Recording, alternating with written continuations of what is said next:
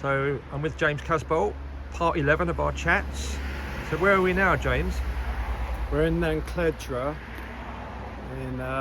near St Ives, and this is one of the properties that I grew up in. A little cottage here, it's called Dumbledere. So yeah, it's an interesting place. And you were telling me that there's a little stream here. There's a little stream at the back. Mm-hmm. Yeah. And you used to spend time here with your cousin. Yeah, it was actually my cousin. It was his father's house. Mm-hmm. His father's and mother's house. But I used to come here on holidays. Yeah. What, during the summer? Yeah. Yeah. And what? I lived in Reading at the time. Right. But even when I moved to St Ives, I came here sometimes. Yeah. And there was some strange goings on here. Yeah, it's a very isolated area. And there's even ritual sites here, I think. Even American Indian ritual sites, I really? think. Yeah.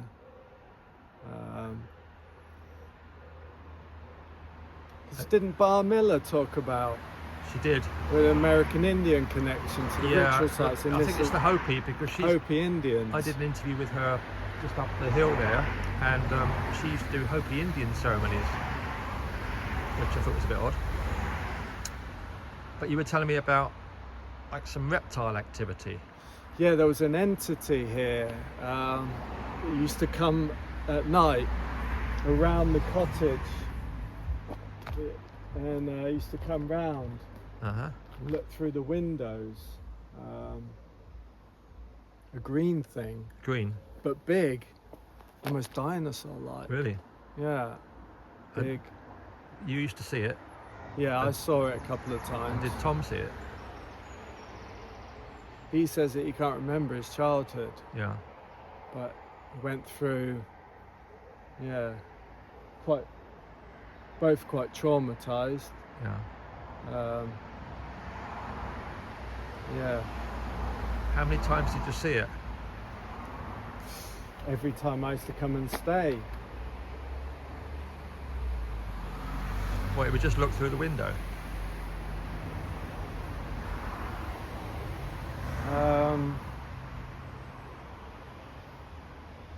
I used to spend a lot of time out because on some of the bases pictures of me when I was a kid in the garden with Tom. Yeah. They were actually taken, those pictures were taken just behind the cottage. Right. And they're becoming quite a well-known set of photographs. The same photograph set were featured on Tom's film, Let Me Live. Let Me Live, right, which is the film about growing up in St Ives and his surfing career. And those films,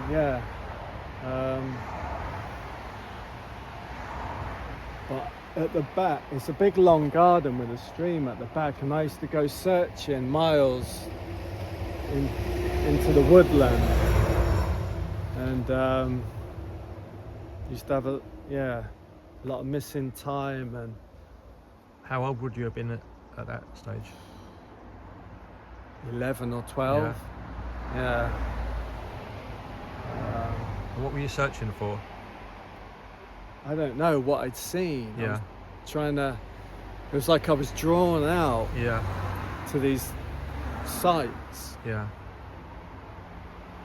You think it lived here? I mean, I wonder if any other people have seen it. Bar Miller's very active here. Yeah, she is. And I think because of the Hopi Indian sites that you mentioned on that past video, there's some connection there. Yeah, well, but they do rituals up there when Bar and Hamish were there. I know people that have gone to rituals up there. I don't know what kind of rituals, but it's all to do with the earth energies. And I find it quite spooky up there, actually, when I went there to interview recently. I found dead rabbits in the grounds and things like that. I don't know whether their bar is attracted to these entities through the rituals, or the entities are attracted to them through the rituals, but there seems to be some convergence taking place. Yeah. Maybe we can go to the back stream and talk about Should we go to the stream? Yeah. It's very pretty here, I've got to say. So this is the stream around the back of the cottage. Yeah. And that runs all the way down far. Because the garden's really big at the back. Is it? Yeah. Yeah, those photo sets are becoming quite well known that were taken here. Those were taken in the garden. Like I say, the garden's really big and runs really far down. But this is where this entity used to come around the back here. What, here? Yeah. Which? I think Tom slept just there. Yeah. I think that was his room. And I think I slept upstairs sometimes, just up there in the top. Yeah. And I don't want to get into fiction too much. It's important to separate fact from fiction, but I think the film Rawhead Rex, the British horror film, about Rawhead Rex. Rawhead Rex, about the big reptilian. It's like a big dinosaur reptilian. Yeah. There's a demon that's summoned through the basement of a church in England, and it was very similar to that. Rawhead Rex. There's a scene in that where there's a little child in the English countryside, and he's just been left in the car by himself. And it's just like here, sort of like on a by road, like in this location, English countryside. And the child sitting in the car by itself, and Rawhead Rex slowly approaches the car out the woods. And that scene is very, I suppose you call it triggering. Yeah. Have you seen that film? When did you see it? As a child? Yeah. I saw it when I was younger. What, younger than what happened here? No, I saw it years later. After what happened here. I still hadn't pieced it all together. I was quite dissociated. Yeah, I might try and see that. It's quite a disturbing film. It's a very disturbing image of a creature on the front cover. Yeah, I think I used to go trekking all the way up the hill there, for miles up there, miles down there. Did you see anything else when you were exploring? It's getting into the Fey realms. Yeah. What, like little fairies? Yeah. But there's pictures of me when I was younger, sat on a rock. And I've just got these little shorts on, these little skinny legs, and I look like a fairy myself. Really? I'm just sat on top of this rock. Are those pictures, where are those pictures? Those pictures were on bases. Oh, were they? Yeah, me sat on a rock with my legs up. That's just in the back garden there. So on the Bases Project talks you did with Miles Johnson? Yeah, those pictures.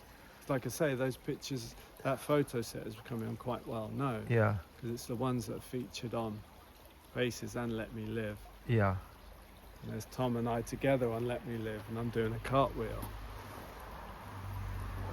Yeah, that was his room, just at the back. Yeah. And I slept upstairs sometimes. It's called Dumbledore. Dumbledore, it's not called that now, is it? No, I don't know. It's called Trianguith. Yeah. Maybe, because it was two separate. An old lady lived there, I think. Yeah. And it was two separate houses.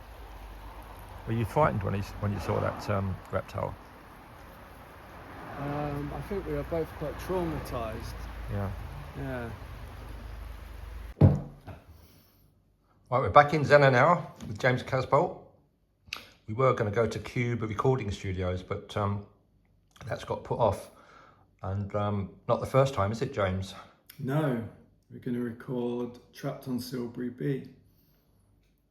Which is the second track from Killer for Life. Yeah, it seems like every time we go to try and record it, there's some issue, somebody gets sick and it has to be cancelled. Yeah, that happened the first time that I was supposed to record Trapped on Silbury B, which was in 2024. And now it's just happened again today. Well, it's only been put off for a few days. Yeah, so we're looking at But that's the track about your time in the security prison, isn't it? Yeah. Silbury Wing. Silbury B Wing, yeah. You were saying something in the car over that about the ley lines as we stopped at Nancledra. Yeah, it's almost a little bit of ley line war stuff I feel is going on with it. Because the object of the exercise is to take the energy from Stonehenge, Salisbury Way, and bring it down to Cornwall and centralise it here. So there's definitely tugging and back and forth and pulling and pushing going on, energetically. And do you think that, you know, the track taps into that? I haven't heard the lyrics yet. Yeah. Yeah, I would say so.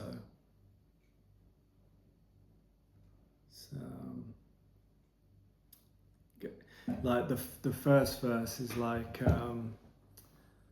on Silbury B, they don't scream for their tea, they scream for flesh to be carved from the tree.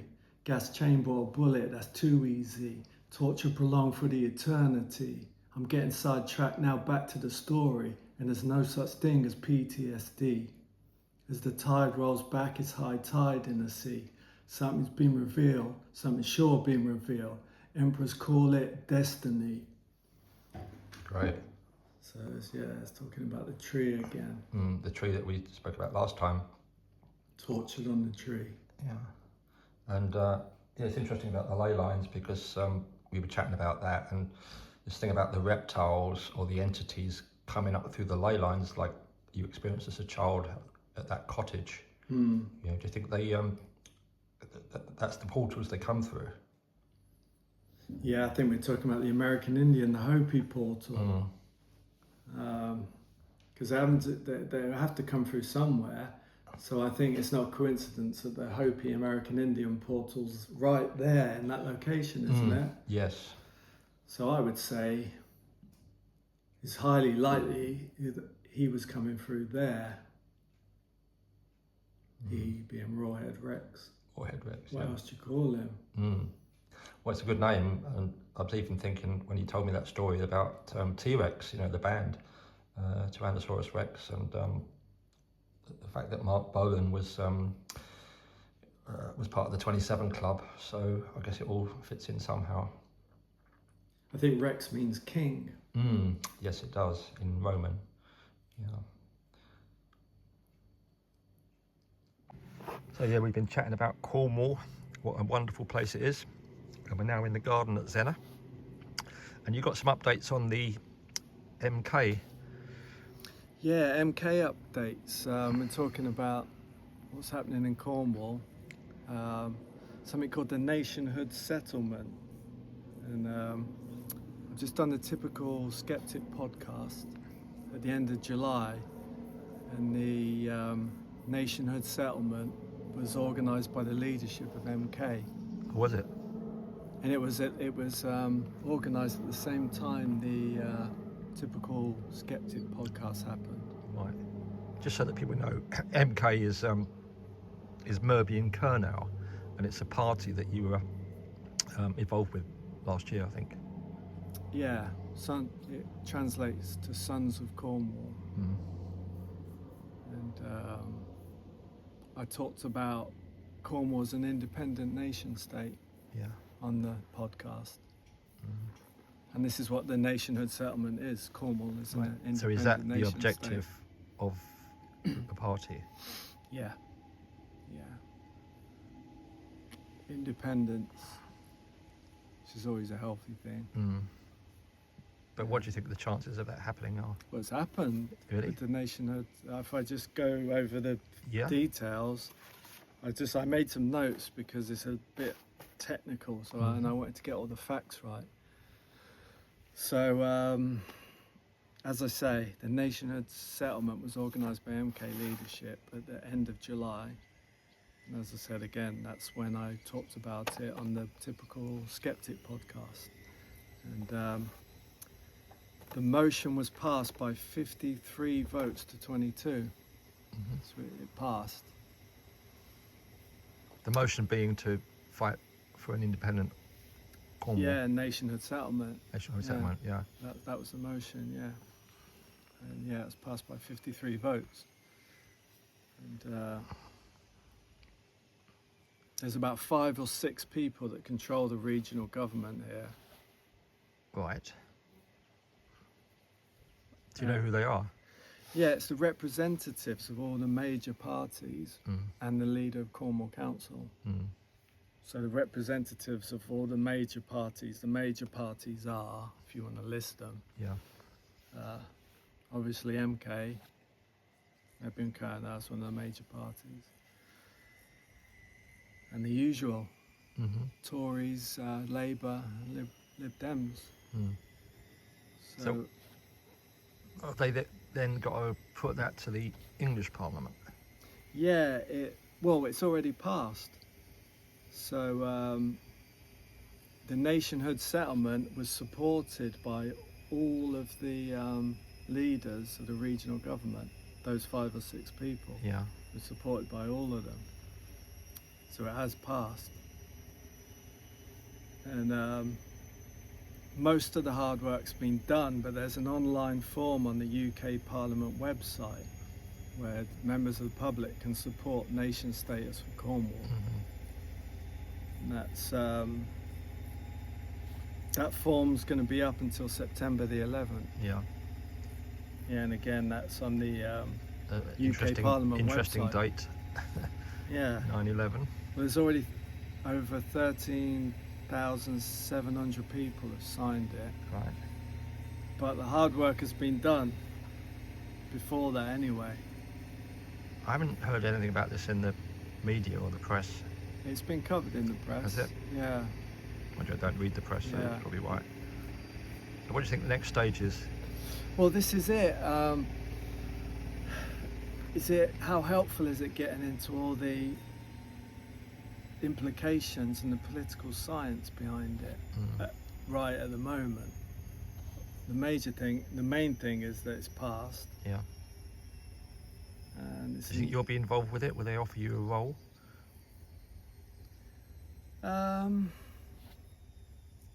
Well, it's early days, like I say.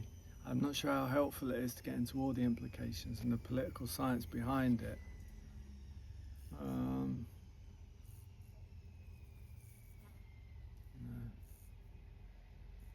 But like I say, I did my bachelor's degree in political science at the Open University. You did that while you were in prison, didn't you? Yeah, but I did the passing out ceremony in Brighton. Mm-hmm. Yeah. Oh, right, yeah. To Brighton. It's another important place. Well, you went back to Brighton. That was the last time you went there. Yeah, just recently. That was the end of 2024. Yeah. To do this. Yeah. Well, Yeah. Brighton's very significant in your life, isn't it? Sussex, yeah. Yeah, we're talking about Brighton a lot in the last podcast. Yeah. Typical skeptic. We talk about Sussex a lot. Mm. And the crash retrievals Well, that went on there. Goodwood, wasn't it? Yeah, and that's in Sussex. It's near Chichester, which is obviously Brighton's in Sussex. Yeah. It's all there.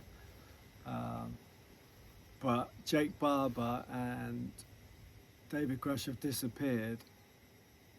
How do you mean disappeared? They've stopped talking. Right.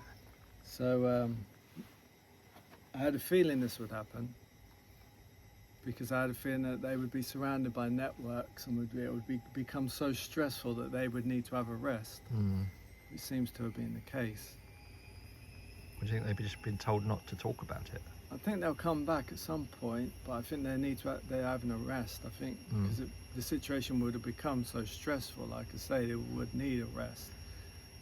And again, for me, I've kind of made it to the next phase of operations, which is a nationhood settlement, so I can have a rest myself. But I was hoping to get Trapped on Silbury B recorded today. Yeah. Well, I'm sure that will happen very soon. Get that out of the way, but yeah, these things happen for a reason. Mm-hmm. Third time lucky. I'm sure it'll be soon, and we can get that done. Document that. And then we can start condensing the energy, pulling it from Brighton, Wiltshire, Stonehenge, and really start pulling it down here. That's the object of the exercise. And the government's definitely being formed down here. Yeah. Yeah. Which is a left-leaning government. Mm-hmm.